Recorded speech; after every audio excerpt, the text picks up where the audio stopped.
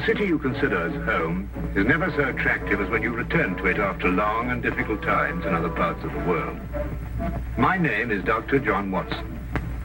I had served and been wounded in the more remote regions of Afghanistan and had been discharged from the army with specific instructions to rest.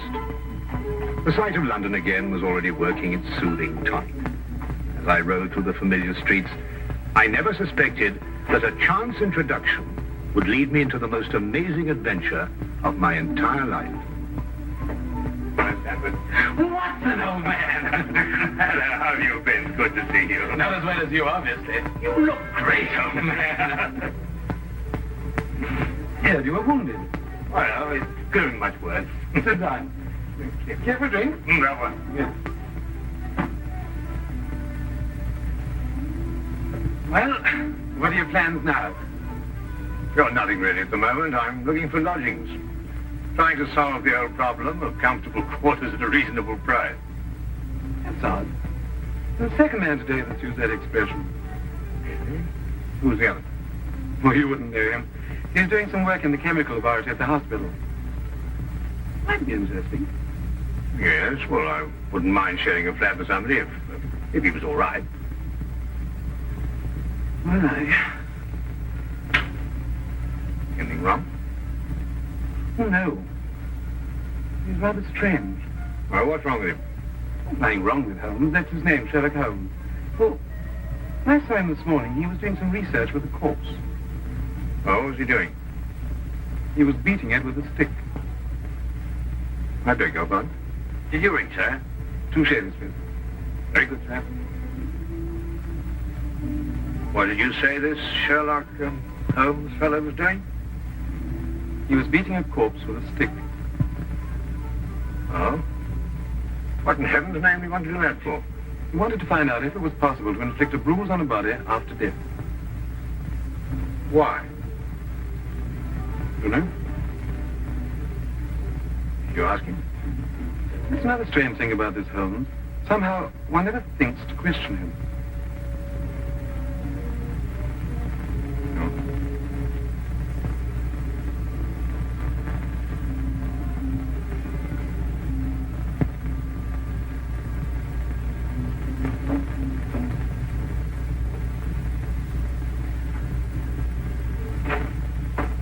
It works. It really works. You realize you've just entered the greatest chapter in the history of forensic medicine. You're Dr. Watson. Yes, I am. What works? Foolproof test for hemoglobin. You realize what this means, of course. No, I don't. You must be Sherlock Holmes. It will create a revolution in criminal investigation. Yes, I'm Holmes. How did you know I was Watson? Because you've just come back from Afghanistan. How do you do? How you do? How did you know I just come back from Afghanistan? Well, it's written all over you. The problem has generally been that a man is suspected of a crime months after the crime is committed. Then when they find bloodstains on objects of clothing, they can't be sure if it's blood, mud, or rust stains. But this solves the whole thing, of course. Oh, of course. Of course. Stanford told me you're looking for someone to share a flat you'd found. You know, if this test had been in existence a year ago, it would have meant that von Bishop of Frankfurt would most certainly have been hung. And that goes for Mason of Bradford, Muller, and O'Fay, naturally. Naturally. Who are these people? Did you know, I'm delighted to meet you, Watson.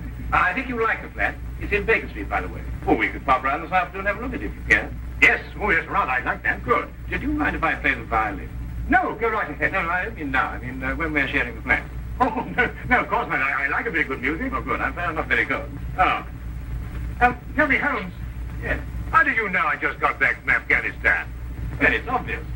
Now, that's what you said before. It's a bit obvious. You're a doctor, that much we know. But with the air of a military man, therefore an army doctor. You've acquired a sunburn. I know it's not your natural color because your wrists are white. Your eyes tell me that you've recently been ill. I'd say some sort of tropical fever. You use your left arm stiffly as though you've sustained a wound. Now the problem becomes, where would an army doctor have contracted a fever, sustained a wound? The answer, my dear Watson, is in the present campaign in Afghanistan, naturally. Naturally. Of course, it's obvious. Naturally. We examined the the rooms at 221B Baker Street that afternoon and promptly moved in on the following day. I had, at this point, known Sherlock Holmes for only 24 hours. But the man's fantastic powers of perception, coupled with the almost unpredictable personality I'd ever encountered, kept me in a state of constant surprise when I wasn't being shocked. It was unbelievable the things he knew and the things he didn't know. Oh, really, my dear Holmes? You mean to tell me you didn't know that the Earth moved round the sun? Really? But every school child knows that. Well, now I know it, too. And I shall promptly proceed to forget it. But why? Yes, why? Why should I remember it? Well, because it's a natural phenomenon. Well, is it important? Does it affect us? If you told me the Earth went round the moon, would it make any possible difference to our way of life? Well, put it that way, no. Then it's useless information, and I shall do my best to forget it. I advise you to do the same. At times, I thought the man was joking and simply having a bit of fun at my expense. But I soon learned that he was in dead earnest. I also, unknown to him, made a brief classification of the man's knowledge. Literature? Nothing. Philosophy? Nothing. Astronomy? Nothing. Politics? Disinterested. Botany? He knew everything there was to know about poison and absolutely nothing about practical gardening. Chemistry? Profound. Sensational literature?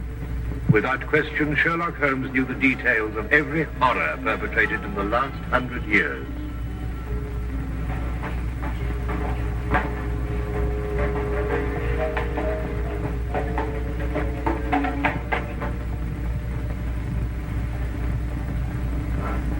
I believe we have a visitor.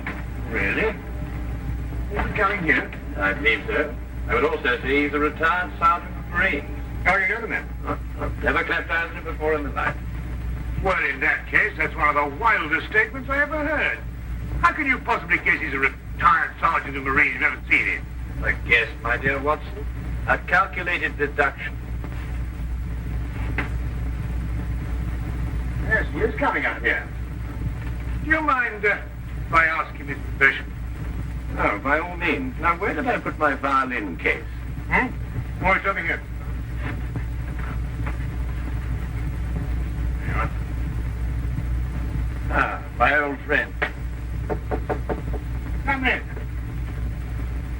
Excuse me, gentlemen. I have a message here from Mr. Sherlock Holmes.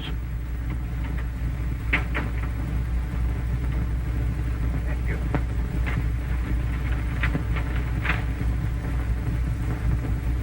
Excuse me. Sir? Do you mind telling me your occupation? Not at all, sir. I'm a civil servant employed by the police department. Thank you. I just wondered. Not at all, sir.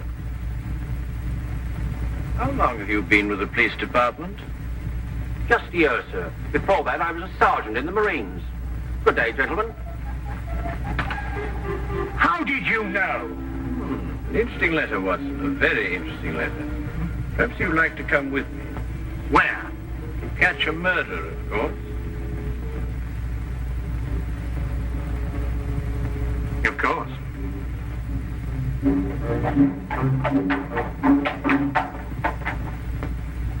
How did you know that man was an ex-sergeant of Marines?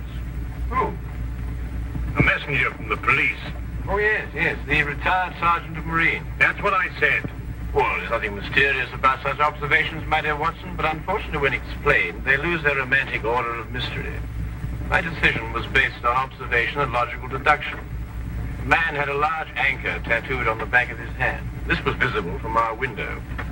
I admit I didn't notice it at the time, but since you mention it, I think there was an anchor. Oh, there was indeed. He also wore regulation sideburns and had a slight nautical robe. Thus, I judged him a Marine. Well, guess, I grant you, plenty of refinement of guesses one makes every day. Don't be so disgruntled, Watson. Test your own powers of observation. We are entering the perfect situation. No? What are we entering? A house that holds a murdered man.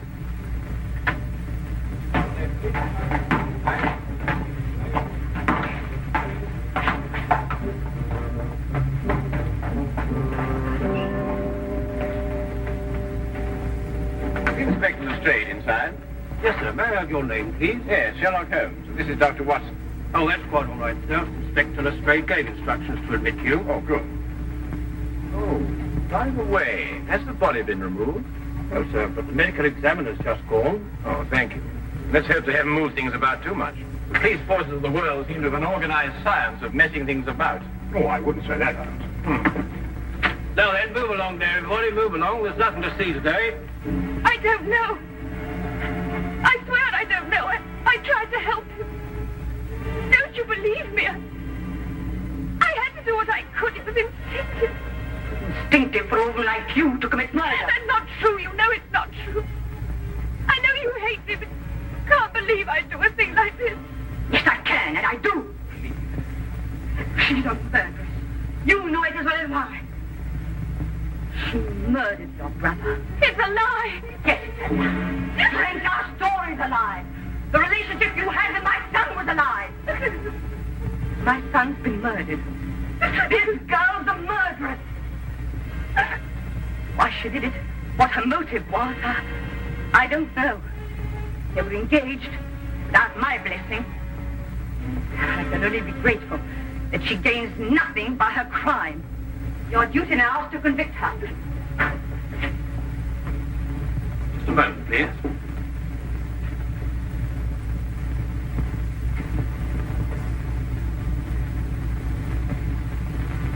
Notice the angle of incision, Watson? Yes. And the force of the blow and the general penetration of the upper region of the chest. How long would you estimate before loss of consciousness? Well, it's difficult to say. 90 seconds. Oh, between the two. I see. No dead? Shortly thereafter. 2 minutes. 3. 3 or 4, I'd say. Thank you, Watson. All right, take him out. Ah, forgive the interruption. I would prefer to have been invited before the body had been moved. I thought you'd be interested, Holmes. Oh, thank you, Lestrade. Well, may I introduce my friend, Dr. Watson, Inspector Lestrade of Scotland Yard? How do you do? How do you know? So you're completely stuck, eh, Lestrade? What do you mean? Well, you thought I'd be interested. Why don't you admit it? You're in a jam. Magnificent cabinet work, don't you think? What you say isn't exactly true, Holmes. I've done you a favor. This is an interesting case. Of course, there are 1 or 2 unexplained details, but I don't believe it'll be long before we're What's clear. your principal problem? There's no motive. I found this girl with a knife in her hand. My brother lying dead on the floor. I found Peter on the floor. I tried to help By stabbing him? by removing the knife. Anybody would have done the same thing. I lost him. Oh, my dear young lady, there's no cause for you to alarm yourself. No one's accusing you of, of what happened. This would be a clear-cut case if only she had a reason for murdering. There happened to be a policeman outside the house during the murder, and he said that no one came in except her. Well, what about the others? Who benefits by her death? Well, no one. The estate was left in such a way that if he died before he married, everything went to charity. My dear Inspector Lestrade, he didn't die before he married. This young lady and the man whose body was carried out of here had been married for at least a week. In the event of his death, I imagine everything passes to her.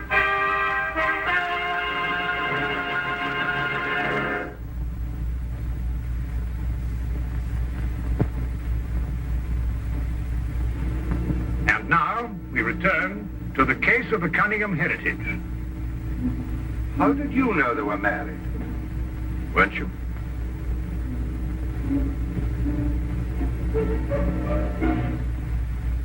Yes, a week ago. Then you do benefit by my brother's death. You're his heir. I don't know if I am or not. I only know I didn't kill him. I swear I didn't. Where were you married? We went down to Brighton last weekend. Well, why didn't Peter say anything about it? I don't know. He asked me not to say anything. Of course I didn't. I'm afraid, young lady, I'll have to ask you to accompany me to headquarters. Sam.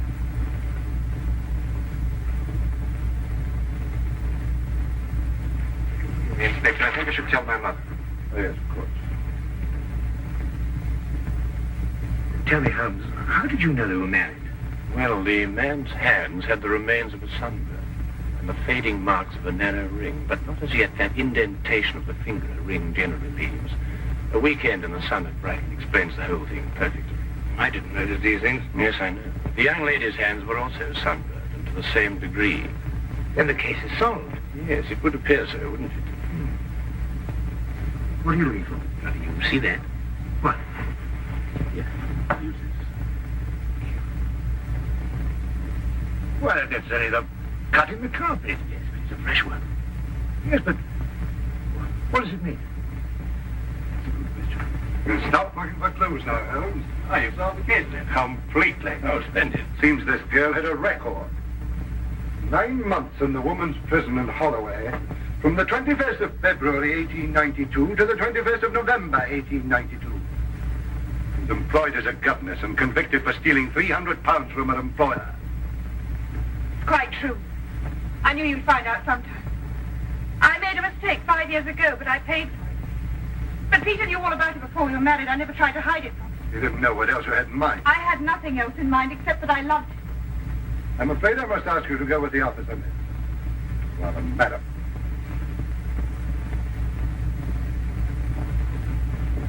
Well, that's how I like my cases.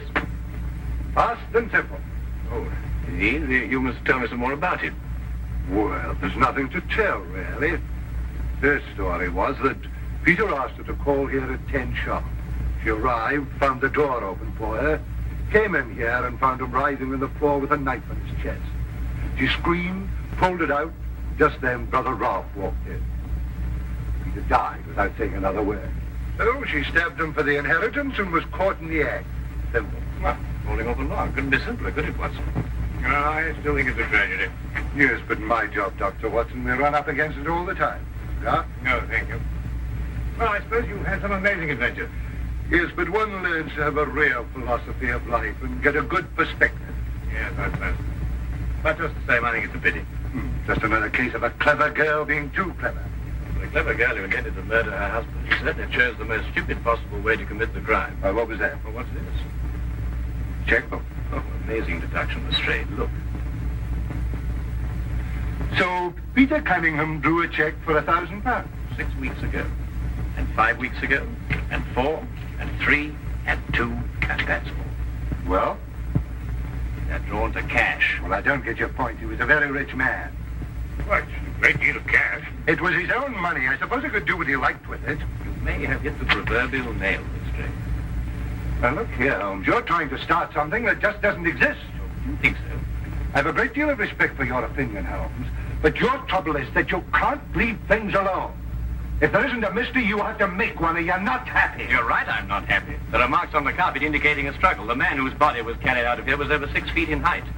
If he had struggled with a girl who had left here, I don't think he'd have lost. She surprised him. Oh, but he was expecting her. That's her story. I'd say she sneaked up on him. What, had stabbed him in the chest? How do you sneak up on someone and stab him in the chest, Lestrade? Now, look here, Holmes. You're trying to start something, and I just won't stand for it. That girl's a jailbird, and she's guilty, and she's going to hang. And that's the end of the case.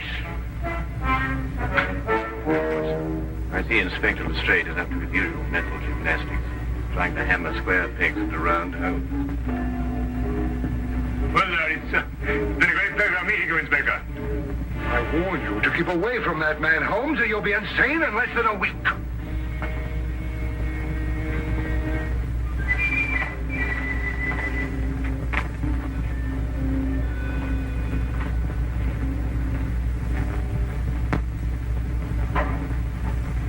What time is it?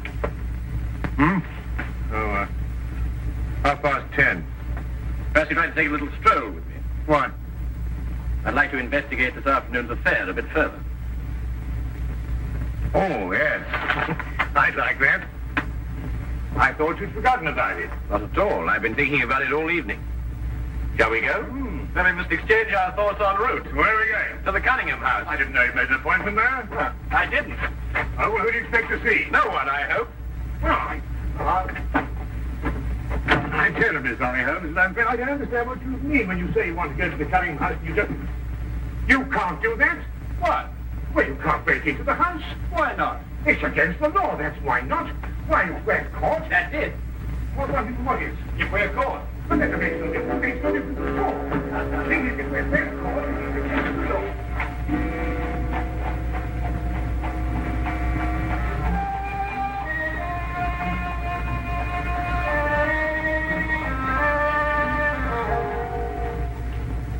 quickly now.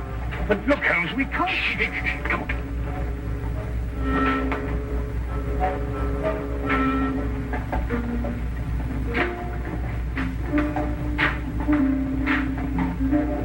Good evening, Inspector. Good evening, Sergeant. Everything all right? Yes, sir? I just thought Sherlock Holmes might have dropped by. Where'd you get the key? The key's a burglar's too. A burglar's too? Street clear? Yeah.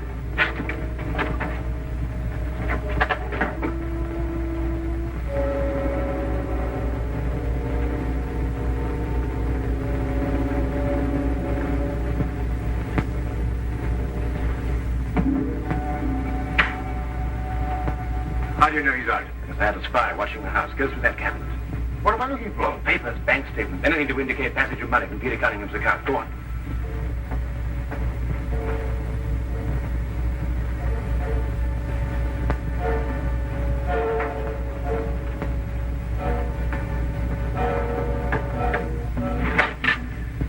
It's absolutely ridiculous. Looking for something and you don't know what in order to catch somebody and you don't know who. Quite ridiculous. Nothing over my side. Keep looking. Who do you think's got it? Whatever it is we're looking for. Why did Peter Cunningham try to hide the fact of his marriage? A week or a month put the main indifference as far as his mother was concerned. She would never have consented to his new bride anyway.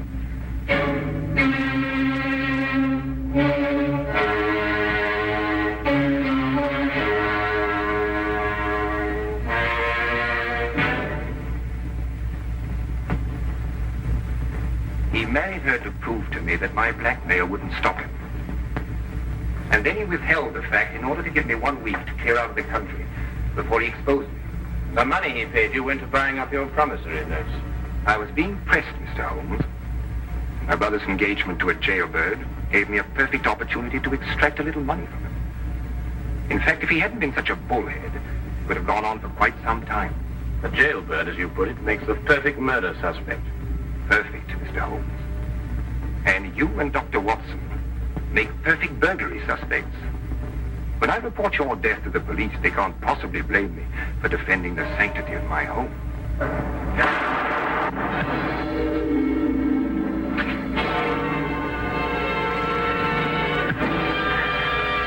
Well done, Watson. Oh, I could have done a bit better. It was my bad shoulder. Quite all right, Watson. Think no more about it. Well, that's our murder. Yes, the only possible one, of course. Only a man could have struck that blow. Peter died, as you say, within 3 or 4 minutes. And there was a bobby outside the whole drunk. Yes. Crystal clear. No, completely obvious. Well, what do we do now? What's going on here? Who fired that shot? We will sit with the good inspector, and with the aid of our evidence, a bit of logic, and a few simple diagrams, we will endeavor to convince him that night follows day, and that 1 and 1 inevitably makes 2. How did you two get in here anyway? Now, Inspector, calm yourself, calm yourself. Come, sit down. Now, here's a good friend to sit right here. Now, you see, we have a great deal to talk about.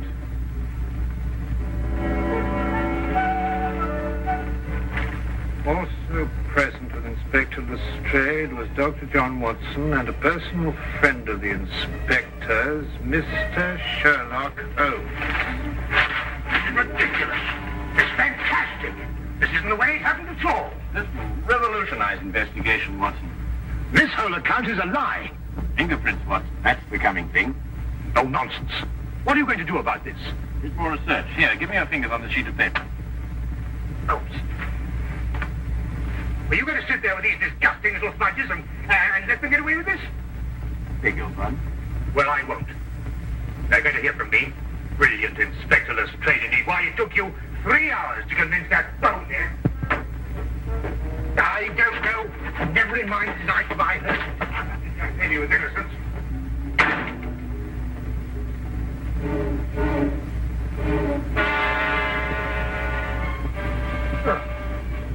I wonder if he got more than a shoulder wound in Afghanistan. Oh.